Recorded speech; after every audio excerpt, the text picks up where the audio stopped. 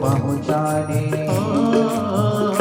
सुख नैनों को पहुँचाने वाला हुआ।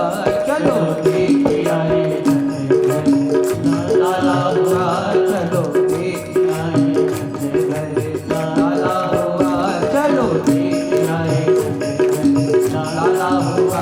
नंद बाबा के कुल का उजाला हुआ, नंद बाबा के कुल का उजाला हुआ, नंद बाबा के कुल का उजाला हुआ, नंद बाबा के कुल का उजाला हुआ। चलो देख आए लाला हुआ, चलो देख आए लाला हुआ, चलो देख आए लाला हुआ, चलो देख आए, चलो देख आए, ओ चलो देख आए लाला हुआ। बोलो नंद के लाल की जय हो।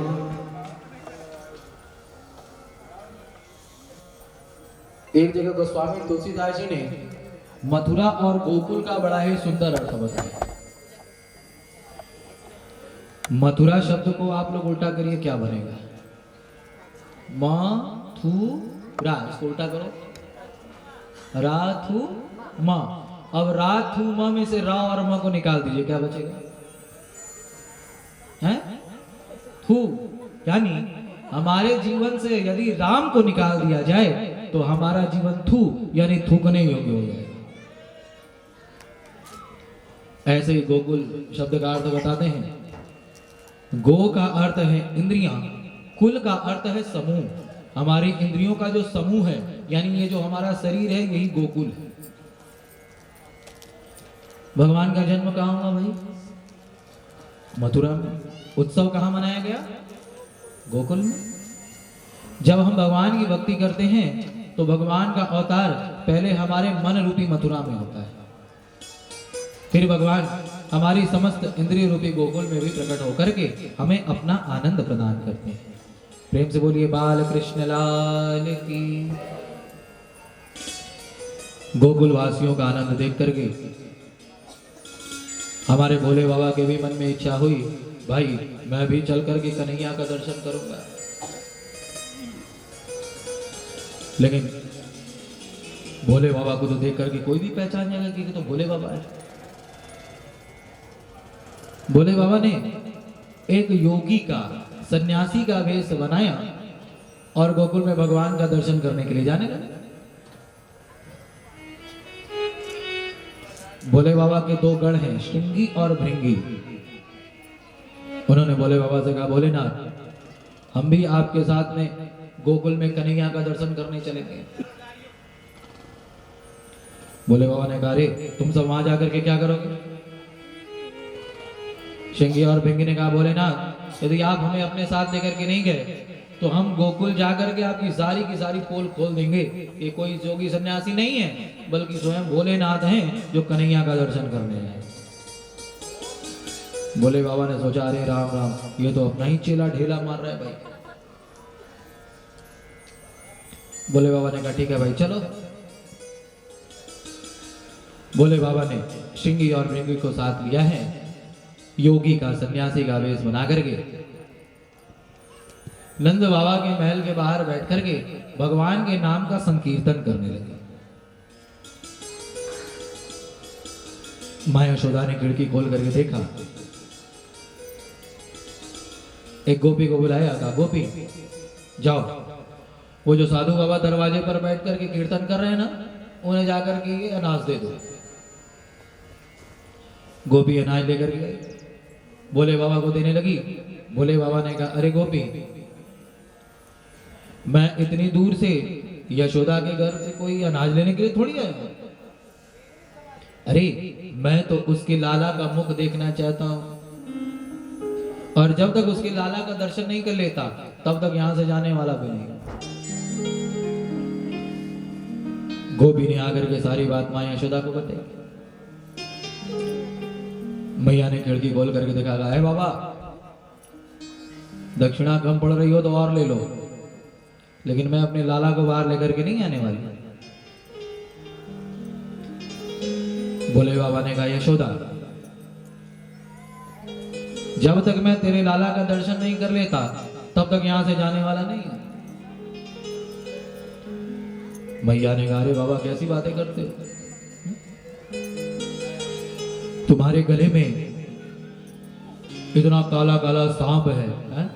इसे देख करके कहीं मेरा लाला डर गया तो? बोले बाबा ने देखा, भाई मैंने भेष बदला, ये सांप कहां से रह गया? देखा तो गले में सांप ऐसे लटक रहा है। बोले बाबा ने पूछा, अरे तू कैसे आ गया रे? सांप ने भी बोले बाबा के कान में आकर के धीरे से कहा, भोलेनाथ मुझे कन्हैया का दर्शन नहीं कराओगे क्या? बोले बाबा ने मुस्कुरा करके कहा, अरे यशोदा कैसी बातें करती हैं, मेरे गले में तो केवल एक फन वाला ही सांप है, लेकिन ये जो तेरा लाला है ना, ये तो 1000 फनों वाले सांपों पर सोता है, ये भला इस छोटे मोटे सांप से क्या डरेगा? माया यशोदा ने कहा, लेकिन बाबा ये तुम्हारी इतनी बड़ी बड़ी मोटी मोटी आंखें हैं, इसे देख करके मेरा लाला डर गया क्या? कहीं से तुम्हारी नजर लग गई तो? बोले बाबा ने कहा, यशोदा मेरा तो नजर उतारने का खानदानी पेशा है। तू एक बार अपने लाला को बाहर लेकर के तो आ, उसकी ऐसी नजर उतारूंगा, ऐसी नजर उतारूंगा कि फिर जीवन में कभी उसे किसी की नजर नहीं लगेगी। बोलिए बाल कृष्ण लाल की।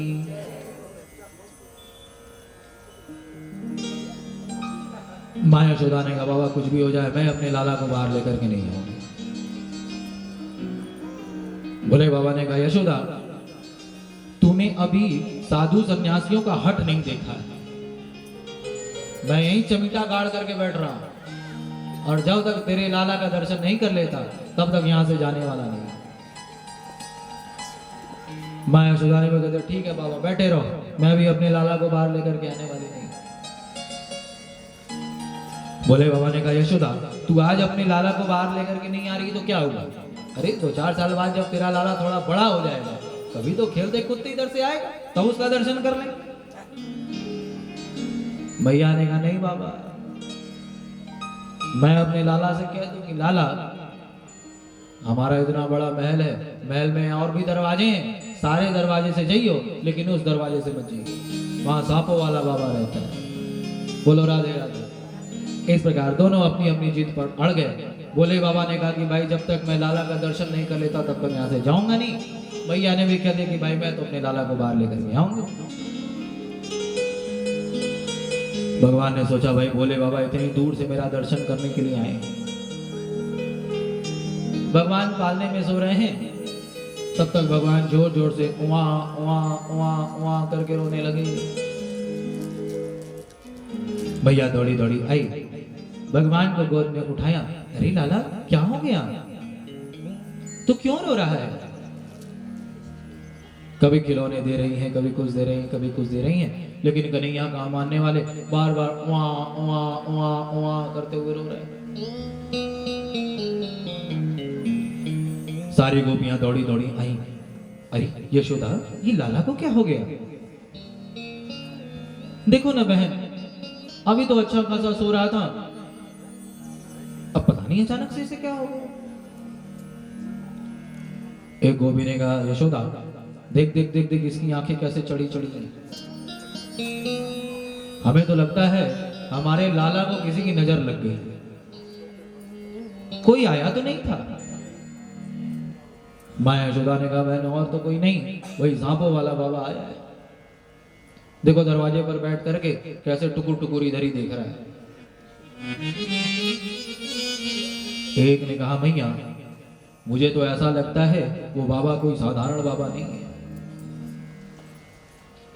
क्योंकि मैंने देखा जब तूने अपने लाला को घर से बाहर लाने के लिए मना कर दिया ना, तो वो बाबा पता नहीं कौन सा मंत्र बुदबुदा रहा था।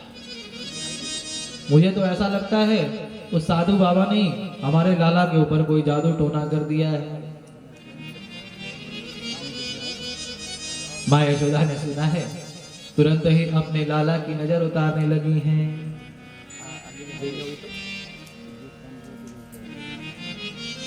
नजरिया